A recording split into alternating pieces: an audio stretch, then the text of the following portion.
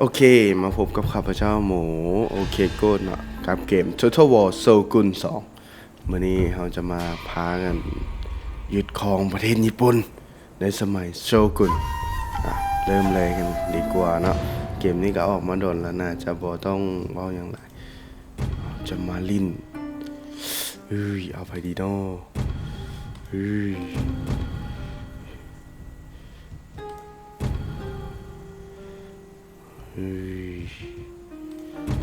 ฮัตโตริเอซึกิ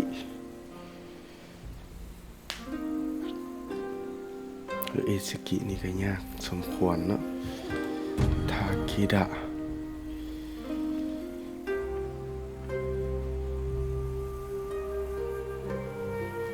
กองทัพที่มีทหารม้าที่เก่งที่สุดเนาะโอเคฉันเขาจะเอาทาคิดะนี่แหละลินฮาร์ดก็พอเนาะเพราะว่าเขาบ่ได้เสียนอย่างขนาดนั้นสำนี้ก็ถือว่าหืดขึ้นคอละเริ่มเลย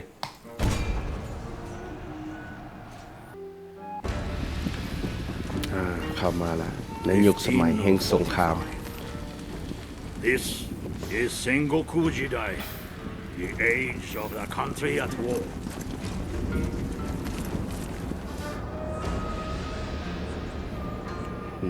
ลม For 200 years, the Ashikaga shoguns have ruled from Kyoto. Great splendor and power were theirs. Now the overmighty clans no longer obey. The time has come for a new warlord to become shogun.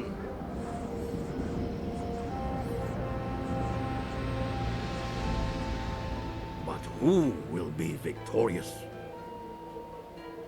Takeda lands have always provided for our people.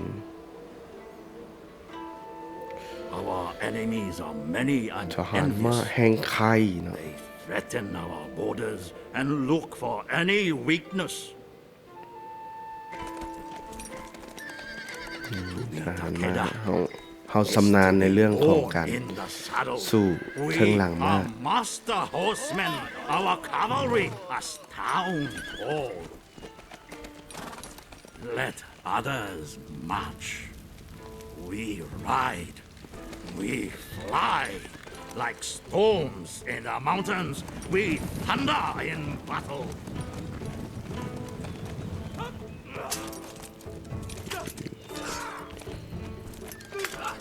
Bishamonten, the war god, has woken. Now is the time to defeat our enemies. All will bow to the Takeda clan. We wait no longer. Destiny calls.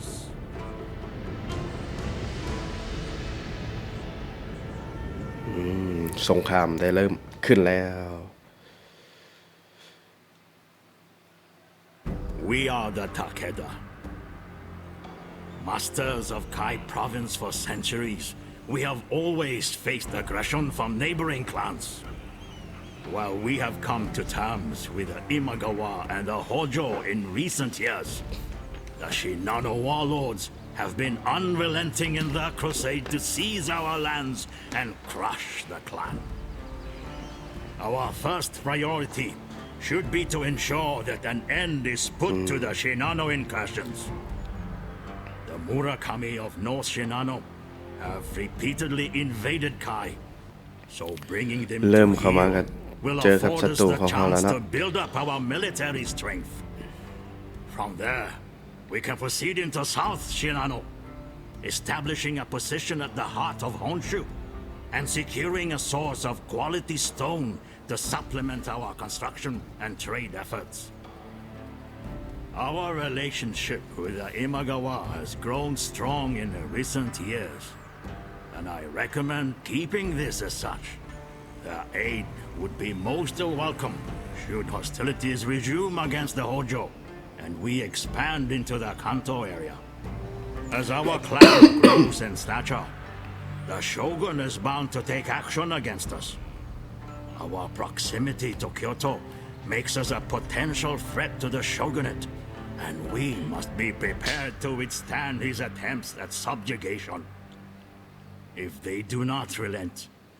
then we will be forced to take action ourselves for the greater good of Japan. ภารกิจหลักๆก็คือการยึดเกียวโต We เนาะ must be แต่ prepared to เขา fend จะ off all who เอา would ไก่ก็ attack หัน us, ก็คือ no ยึด matter from ทั้ง where ประเทศ that threat emerges.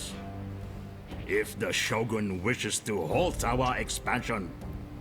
let him come here and reckon with us himself.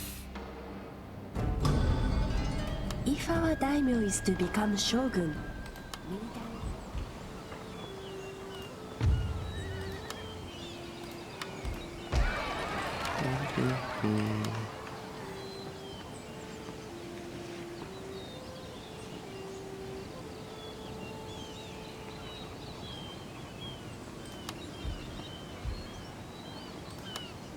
お命じください。お命じください。 การ์ดคอนได้ 次に上げましょうぞ。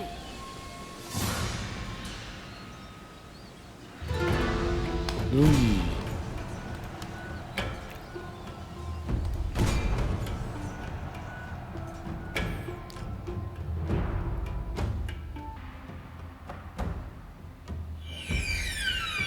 เริ่มเลย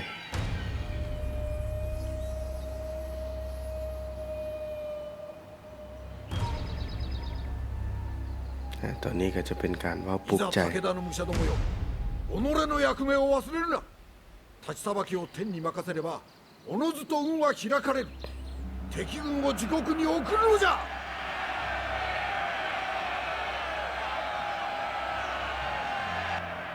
体を張って敵を เขา 撃て。 เด่นในทหารมาก ここ นะ が我が軍の生命線。ここを破ら อั れ น たら ธงปุ้มๆอยู่ทั้งหลังของทหารมานี่ แต่ก่อนนี่ก็เจ้าใส่ไว้เพื่อ 我が敵 นะ は奴らの領 เว 主 ลา と ก็ 一 เจ้าแลน 門 ทั้ง に หลัง 忠 นะ 誠を誓う勇 คัน 敢 มี な ธนู 侍 ยิง ども มา だ。 ใส่ไว้ป้องกัน あの ธนู 者 นะ を ถือว่า 滅ぼ เป็ す น となると心が痛むが、これも แนวคิดที่อัน 運命のなせる技。 โคตรฉลาดในสมัยนั้นนะ 皆に名門の証見せて信ぜよ。 พวกนี้บ่มีนะพ こ วก の นี้ 栄えある勝利は我らのさらなる勲章となる。 เองนะ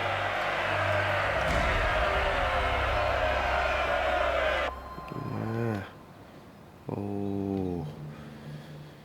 เบิ่งความยากนี่น่าจะมีละเราต้องว่าละอยู่ถึงเนินภูอีกแล้ว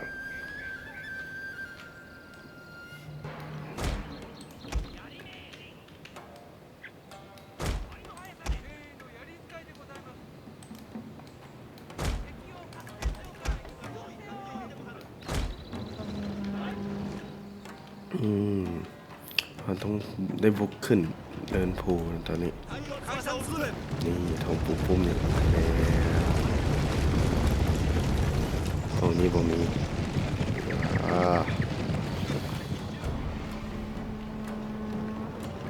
ทหารม้าที่เก่งที่สุดในญี่ปุ่นเนาะทากิดะ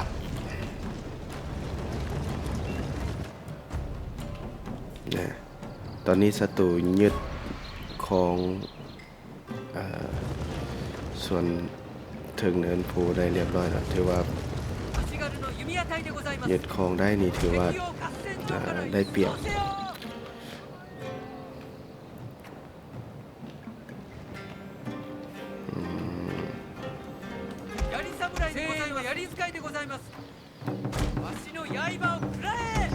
โอเคถึงละ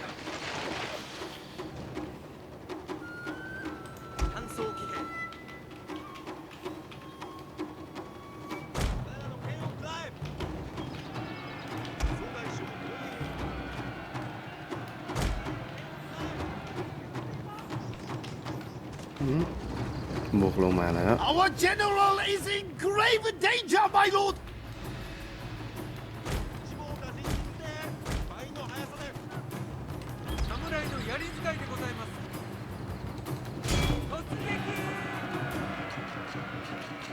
นี่เขาจะใส่ทหารมากของชาร์จด้านข้างมา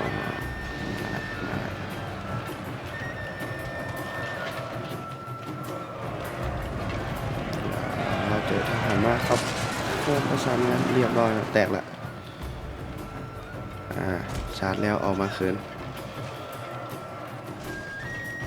นี่มาอีกกล่องหนึ่งละยาลิสมุไรกลับมาคืน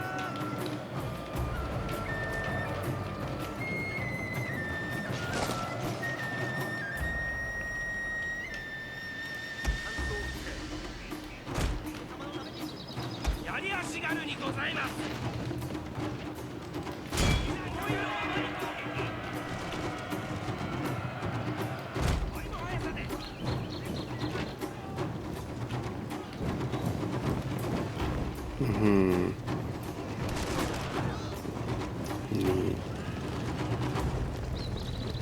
มาคือสิลอยทหารมาให้บอกเจอเอ้าเปลี่ยนทางเสยโอ้มีล็อกแหลกอีกเจอทหารเขาก็แล้ว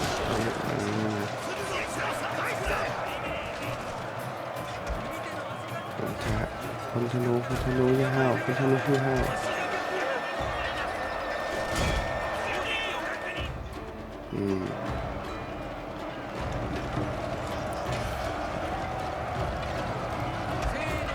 ไหลตอนนี้ช่วงไหลมาบัดนี้มาเขาเข้าจัดการพลธนูทันทีเป็นธนูจะเป็นยังไงตอนนี้ทหารมาเขาขึ้นไปแล้วตอนนี้จัดการลูกพ่อจัดการมันมาแล้วเป็นยังไงธนูตูเรียบร้อยแล้วพลธนูแตกแล้วยังหัวหน้ามันเนาะ My lord, a glorious victory will soon ต่อ be เลย yours. มาเอาหนี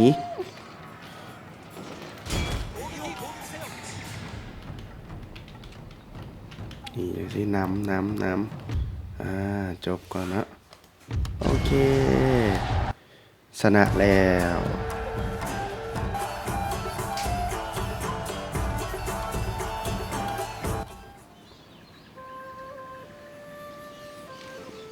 เรียบร้อยโอ้ยบ่เบิดครับน้ำนี้ได้ป่ะนี่น้ำซ้ำเนาะตอนนี้เนาะตอนนี้เป็นช่วงน้ำซ้ำ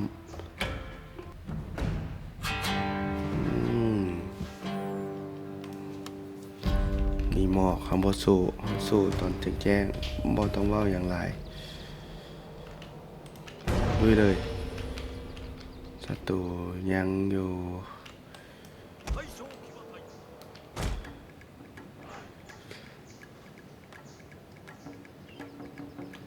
โอ้โหมันกับโบเห็นอย่างไรคือกันครับลงมาลุยเลยโอเคเขาจะสู้กันยังแมน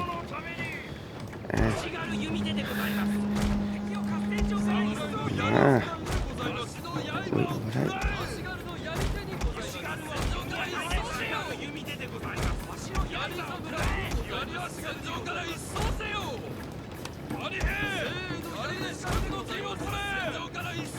เราจะสู้กันอย่างแมนๆโดยการใช้กำลังที่หลายกว่าเข้าสู้เนาะตอนนี้ซาละมันซาละ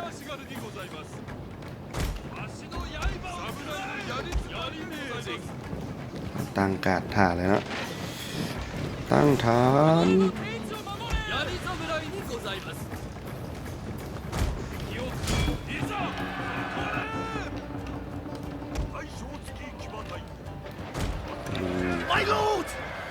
ทหารมากเขามากับเซตเขาเนาะ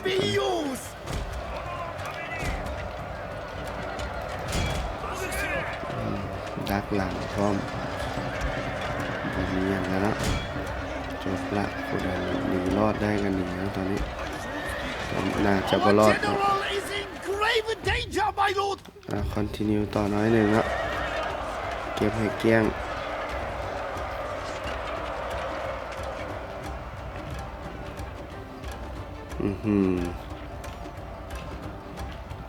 ไว้ก็ติดตีนหมาแล้วตอนนี้หนีทานบอหนีทานบอ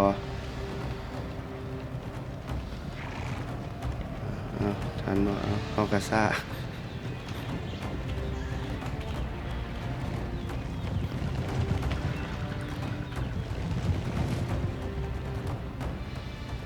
โอเค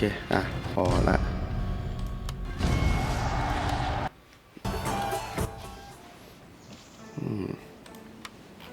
เยื่อเชือดเรียบร้อยแล้ว殿殿に従います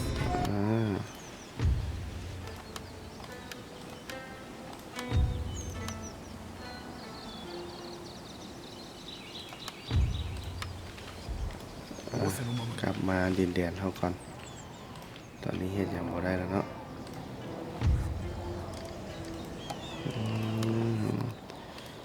เหตุการณ์ There is always a welcome for you. Let me ไป listen แคน to เซิ you. ลนี่อันนี้กับเฟรนลี่ A friend is always Heตุการณ์ welcome, ฆ่านำ especially in ตัวนี้บอกค่อยปานใดเดี๋ยวจะขอเห็นน Please speak honest. It is heartening to see honor still exists in these treacherous.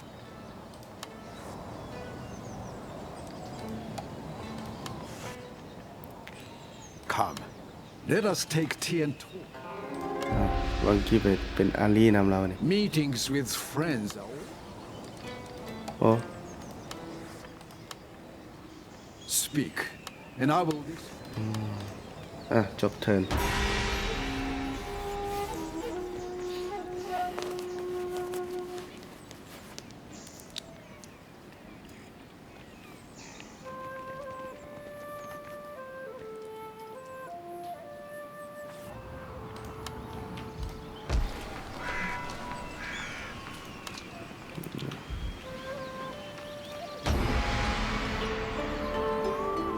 殿これで終わりですか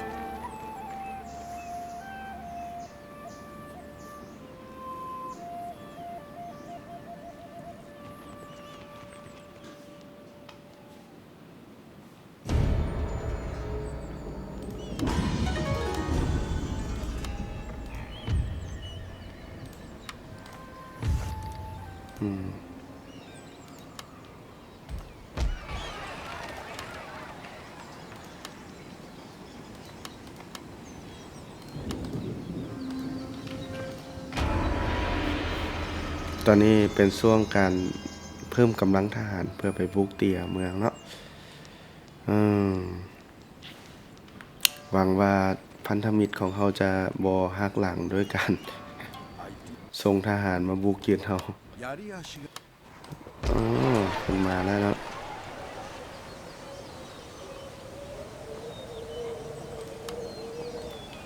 มาแล้วมาเจอได้โอ้ยกไปเบิดเลย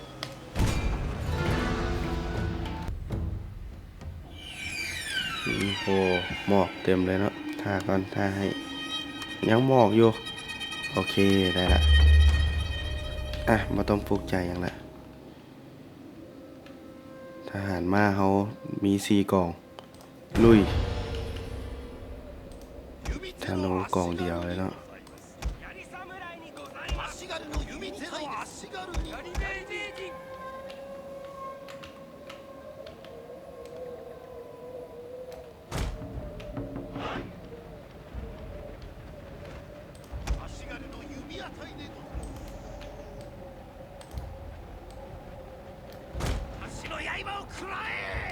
やりき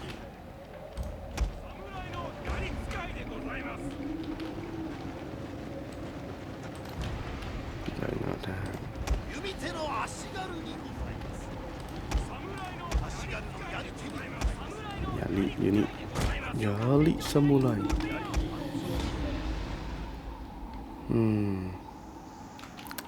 นั่นคาลี่อยู่นะ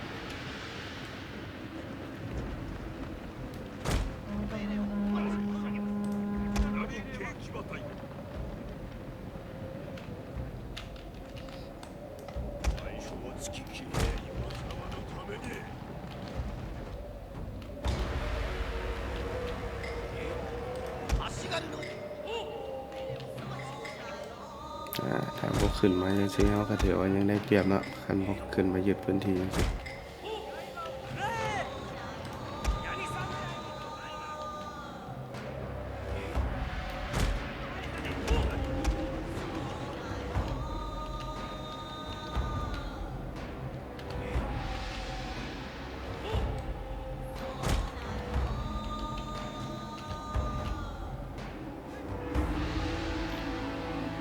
ยังบ่ยับอ้ายยับเข้าไปหาแล้วได้น้องเอ๋ยทหารเฮาหลายก่อนได้เปรียบอยู่แล้วนะตอนนี้เนาะ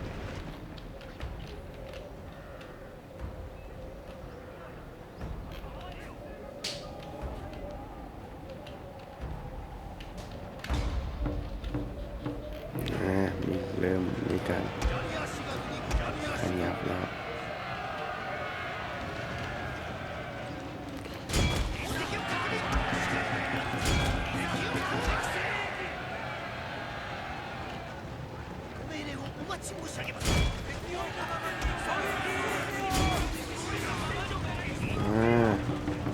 เรียนเรียนนี้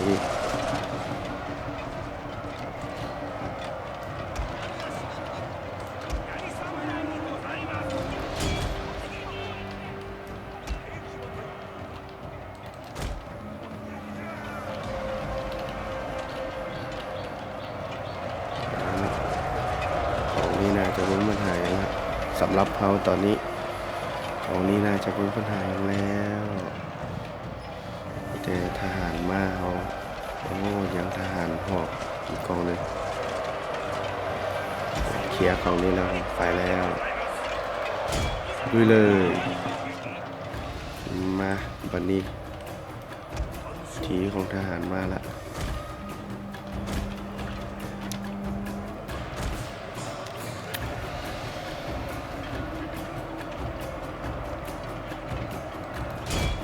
โจมตีด้านข้างทันที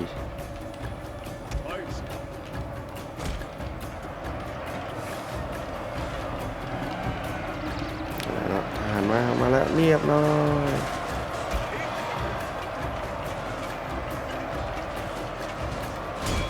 ลุยใส่หัวหน้าเลยตอนนี้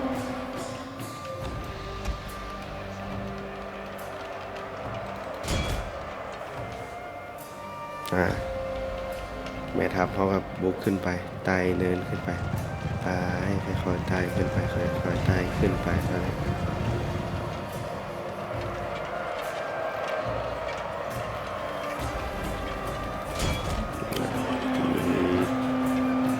กับด้านข้าง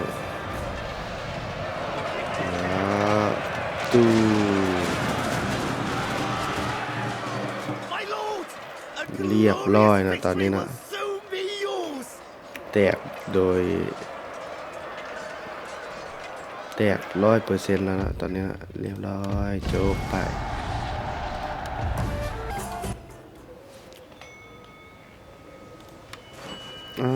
ยังเดือดร้อน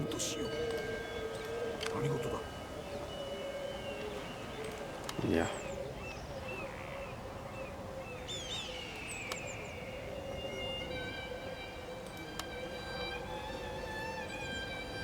เอาได้เมียวมาไว้ก่อน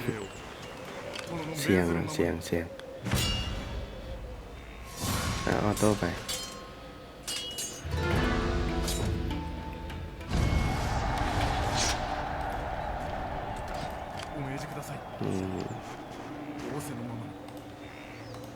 เราจะยึดเมืองนี้ให้ได้ตอนนี้กลับมาก่อน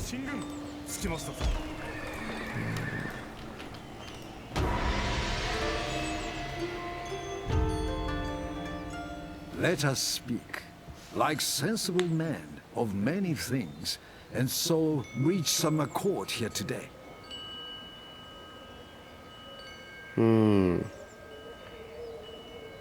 บ่ว่าให้ผ่านเถอะเนาะบ่ให้ทหารผ่านบ่ให้ผ่าน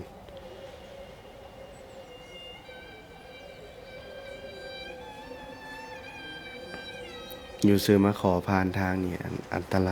ายIdeal. ได้ทหารเพิ่มแล้ว เข้ามาเสริมกัน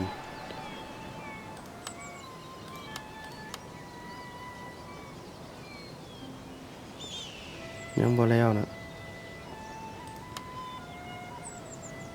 โอ้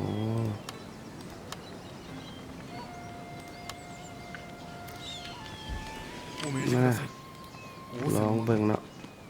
วัดทหารอยู่เมืองกับเจ้าศิลาย 無 กัน 理 เล で ย ございます。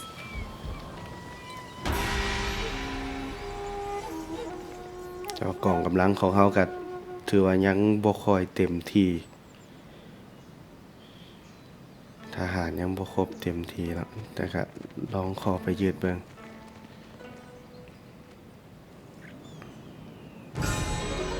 นี่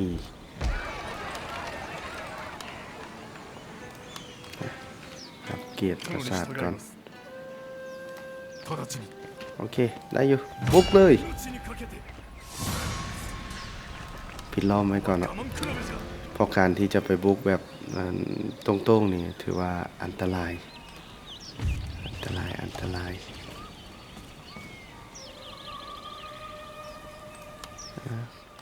ขอเป็น So my พันธ friend มิตรนำได้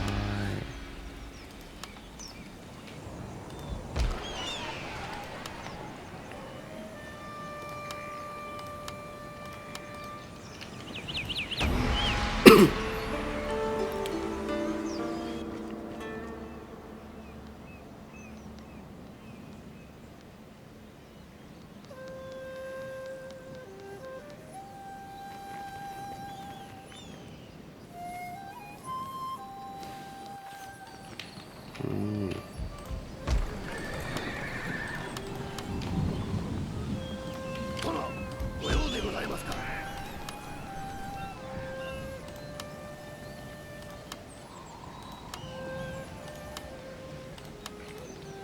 สร้างทหารเตรียมพร้อมไว้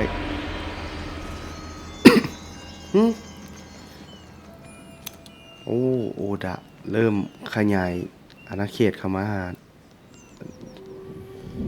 พันธมิตรของเขาละ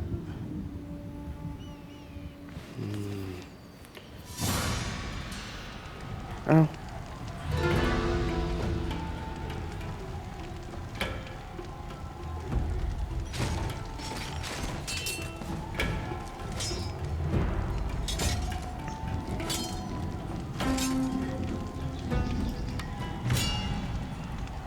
อ๋อยูซื้อเข้ามาสวยเสียเลย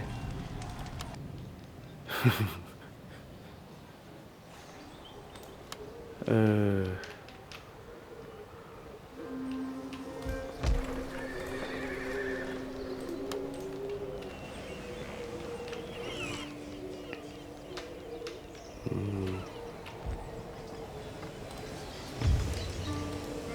อันเฟรนลี่แต่ช่วงนี้ก็ I am here to ขอค่าขายน้ำก่อน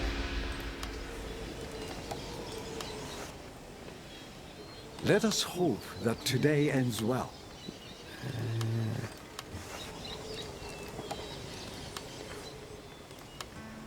I will hear your words, although I do not expect to. accept able แล้วนะบอกไปยัง 我が刀は殿のもの。 เราต้องกันหลังไว้พร้อม さらなるご命令を。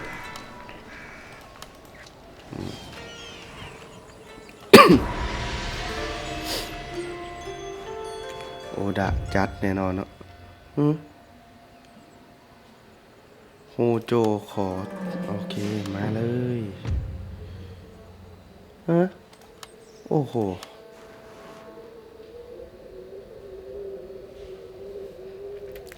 เจอศึกสองทางแล้วตอนนี้นะ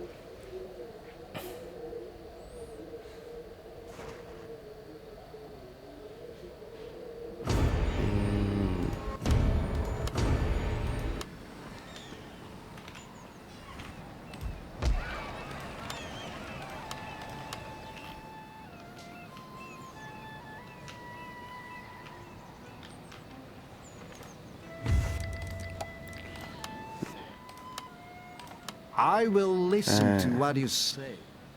ได้แล้วถือ I ว่า accept.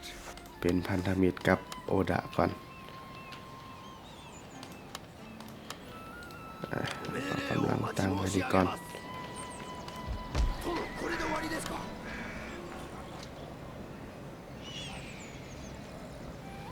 เดี๋ยวเราจะสร้าง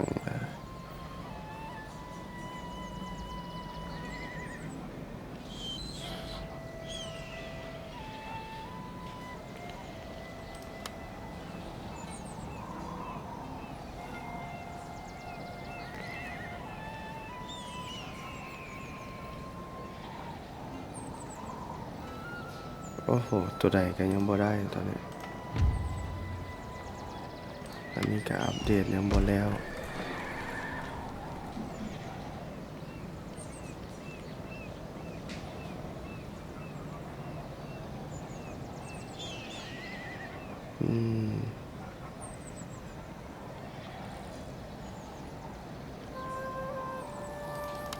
อยากได้ตัวนี้แต่ยังบ่ได้อย่านะบ่เป็นหยัง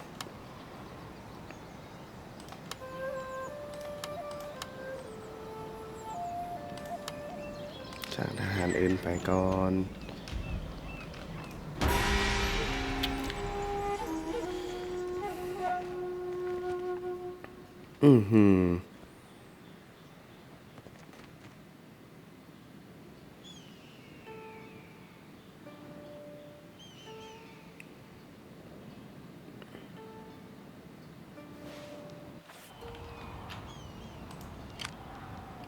มีหลายก่อนเนาะมันมีหลายก่อนถอยก่อนตอนนี้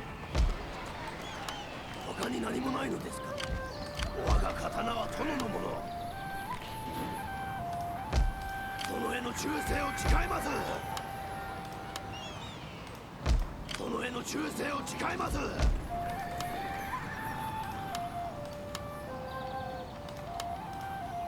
お使いします。殿これで終 เข้า わり ไป ですか。 รีก่อนเนาะตอนนี้ก็สิเจอกับเอยาสึนั่นเบิ่งดูขอกันดูโอ้โหบ่ยอมเลย What have you to say?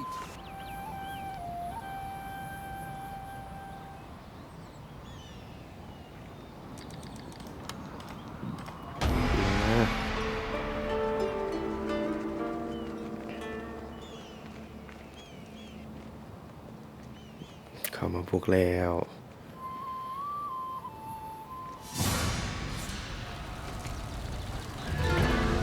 โอเคได้เลย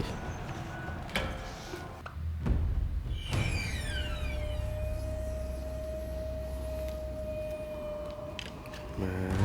ตอนนี้ศัตรูกำลังจะเข้ามาบุกยึดเมืองของเขา 刀 นะ は抜いた。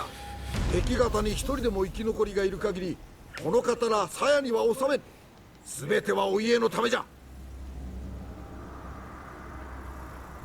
我らが敵軍北条は用意ができたようだ。公正な戦を期するぞ。我らは合戦にて敵を滅ぼす。相手に不足はない。地獄の鬼どもが束になって襲ってきたとて、この石垣を守り抜くぞ。だが当面の敵は鬼ではなく人間。よって心配は無用แปลน้ำบ่ทั だ。 น これだけは約束する。戦が終わったら忙しくなる。跳ねた敵の首を集めて数えんとならんからな。 โอ้มามีหน้ากากอยู่นะตอนนี้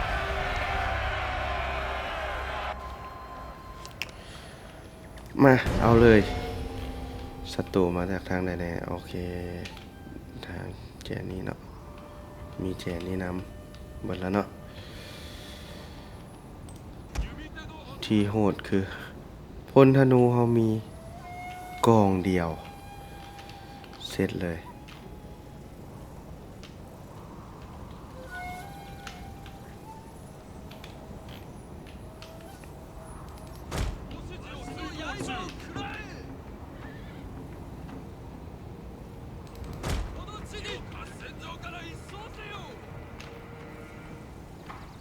โอเค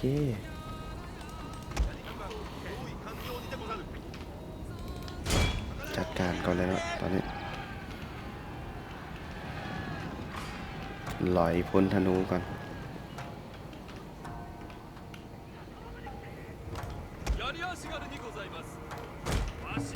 足軽のやり手にございます。足の刃をくらえ。総大将兵隊にござる。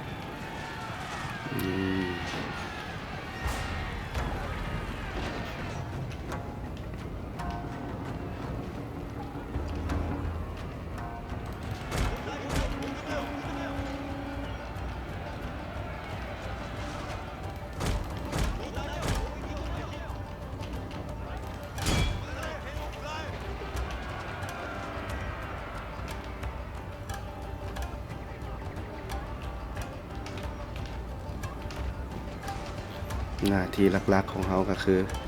อย่าให้พลหอกเข้ามาประสิทธิ์ตัวเขาได้ไถก่อนแลนก่อน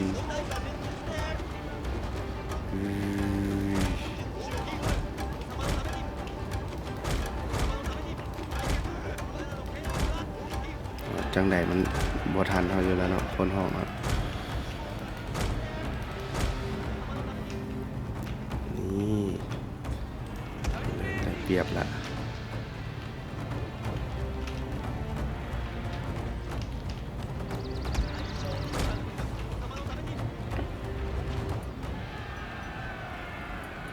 พามันแลนอ้อมๆนะ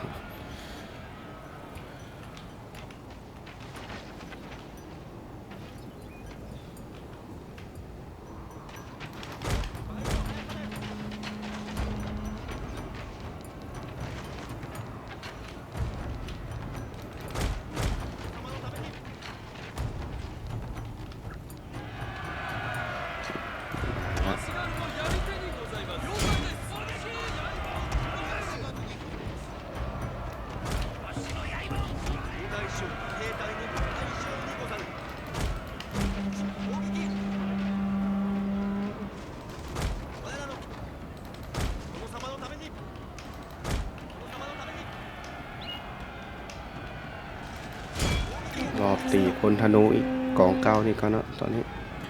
แตกแน่นอนตูมหนีต่อแล้วตอนนี้เอา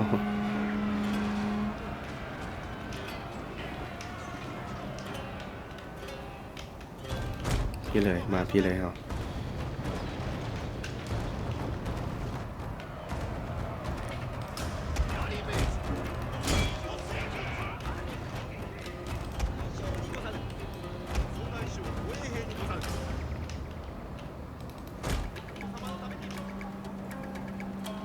เฮ็ดจังใดก็ได้นะหนีให้เราสามารถเข้ามาลัดลอยตีพลธนูได้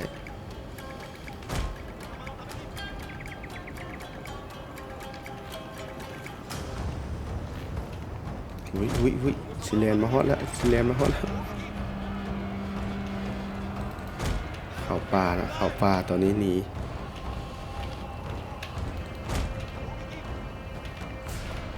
ทางนี้ได้เป็นจังใด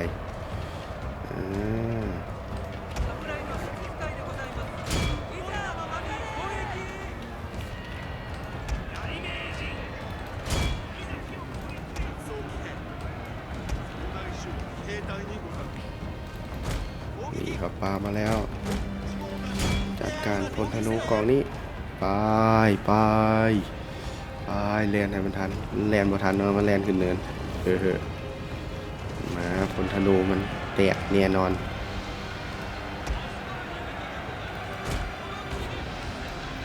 เรียบร้อย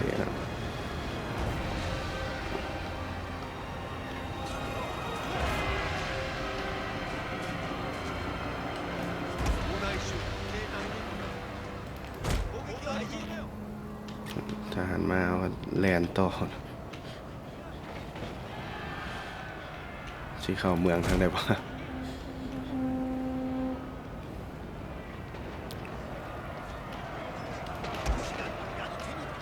อุ้ย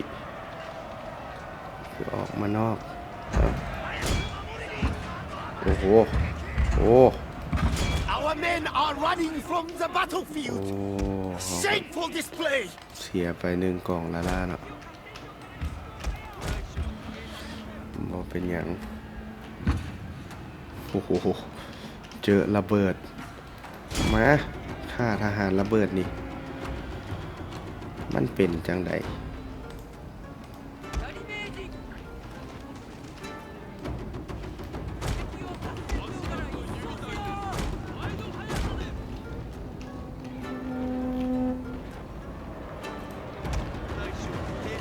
เซนเอาทหารระเบิด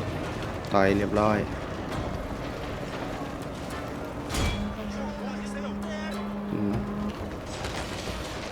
เรียบร้อยเนาะมีแต่ดาบจากสิบนเหลือเขาแน่นอน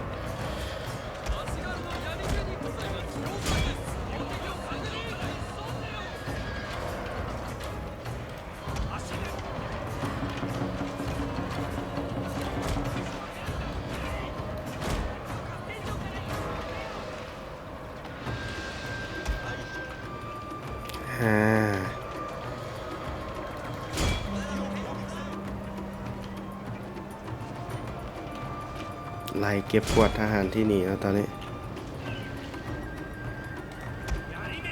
My lord, a glorious เรียบ victory ร้อย will soon be yours.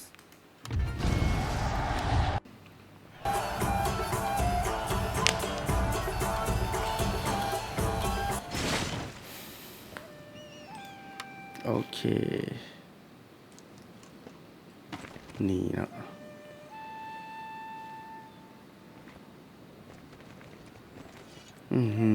โอดะเฮาก็เจอซึกนักคือกันตอนนี้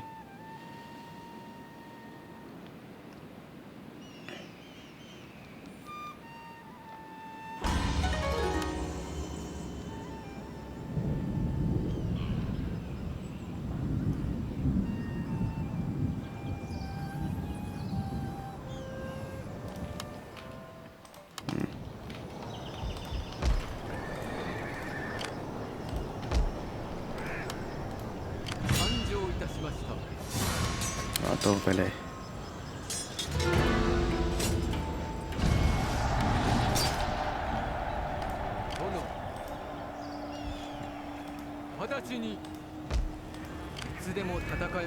กลับฐานคืน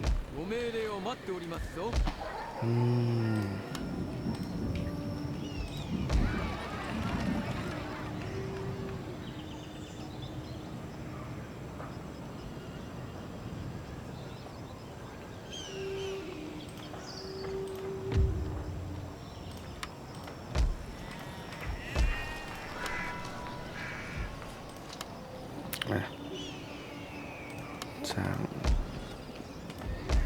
โบสมุไรก่อนก็ได้โอเคถือว่าเราจะจบEP นี้ซ้ำนี้ไว้ก่อนเนาะเดี๋ยวต่อไปเราอาจจะบุกยึดโฮโจโอเคฝากกดไลค์กดแชร์เนาะถ้ามักคลิปนี้ก็ขอให้กดไลค์กดแชร์แล้วก็อย่าลืมกดไลค์เพจโอเคกู๊ดฟิล์มเมเกอร์ของเราเนาะแล้วก็ Subscribe YouTube Channel โอเคกู๊ดฟิล์มเมเกอร์ถ้าทานเบิ่งผ่าน YouTube เนาะโอเคมื้อนี้ข้าพเจ้าหมู่โอเคกู๊ดขอกล่าวคำว่าสบายดี